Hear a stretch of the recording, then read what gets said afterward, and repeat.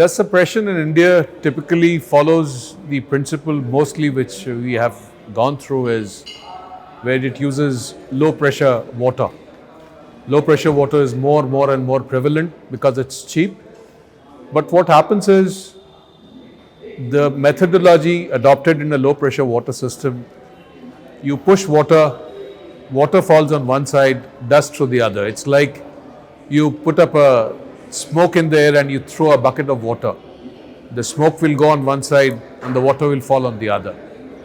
So that's where normal on the prevalent methods of dust suppression have been used. But what we do is we try and atomize water, which forms a mist. And that's a very high pressure water systems we combine and use. If need be, we also use additives to it, if required. And depending on the kind of moisture content or moisture control you need to manage dust, we try and encapsulate the small dust particles which are not visible to the naked eye.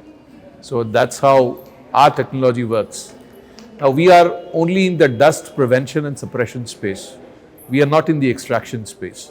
So about extraction, that's a different principle, but what we try and address is more of suppression before the dust gets airborne, to address it at the source. I think this is where we are focusing on sustainability, because we need to grow. India needs to grow. Mining needs to happen. But as I see, mining, if you go in depths, it's all across communities which are around it. So community faces a lot of pressure when mining happens or a mining project initiates, right from the mine planning stage. And that's where our forest departments, our environmental departments come into play. One idea which came across, or rather I should say that the most prevalent thing is have discussions with the community. The mining fraternity does have discussions with the community. They try and engage the community. But what the community in turn looks for is they do not want the dust to come in their area. So that's where there are a lot of community struggles which happen. Some of the mines which have started, they have been stopped due to the NGT coming into play. But now I see the miners have become much more cautious, and they have started taking measures or preventive measures so that the dust doesn't go beyond their boundary of operation or area of operation. And that's something which is nice to see. But yes, there are a lot of scope for improvement in a country like India, and I think the companies are gearing up to it. And specifically the government is focusing on it to maintain the environmental balance or the ecology of the earth. I'll come to the second part of the question, how frequently are they monitored? It's actually monitored 24 hours as on date. If you see the guideline of the ministry, it's supposed to be monitored for 24 hours, 365 days in a year. Yes, in some of the cases it's happening, in some of the cases it's not. Some of the mines which personally I have visited, they are doing it very, very theoretically. But the regulatory requirements also at times probably oversee what is happening exactly inside the mine. Because where the monitoring happens, it's quite a distance away from where the actual operation works. And the people who are working in it, very important.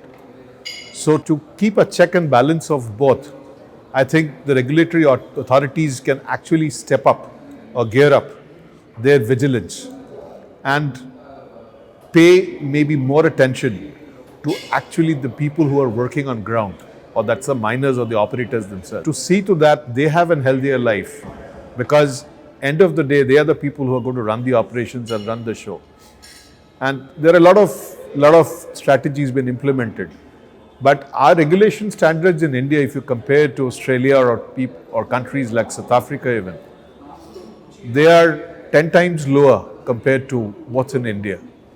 So that kind of stringent levels are not there, because WHO says the PM10 limit should be 10.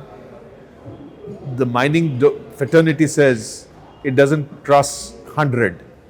But if you see in the actual scenario, it's much, much beyond that. And I'm sure you must be coming to know now, the cities even across the mining domains, they are getting so polluted. So the government is now taking more and more preventive measures. In the forthcoming days, it's ongoing and further going to come up and it's step up. And that's why the environmental norms are getting more stricter and stricter. I think this is a fascinating program where people who are meeting are of the like-minded people. And it's interesting to know about that people are talking about innovation, people are talking about sustainability, people are interested to implement new technologies. And I heard a lot about people say that we need to save our natural resources, which is the core of the discussion today.